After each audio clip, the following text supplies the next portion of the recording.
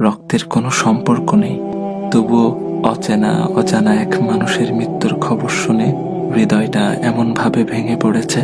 এই ব্যথা কি আগে কখনো অনুভব করেছি? নিজেকেই প্রশ্ন করি। সব সম্পর্ক রক্তে বাঁধা থাকে না।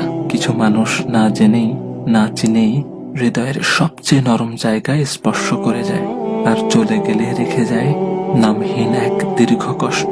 কেন জানি মনে হচ্ছে এই শোকটা শুধু তার চলে যাওয়ার নয়, এ যেন মানবতার এক নীরব অংশের বিদায়। চেনা ছিল না, কথা হয়নি কখনো, তবু তার অনুপস্থিতি হৃদয়ে গভীর শূন্যতা রেখে গেছে। একটা জিনিস খেয়াল করেছেন? আমার ভাই ওসমান হাদিকে গুলি করা হলো জুমার নামাজের পর, আর তিনি তার রবের ডাকে সাড়া দিয়ে চলে গেলেন জুমার রাতে। আহ, কত সৌভাগ্যের মৃত্যু!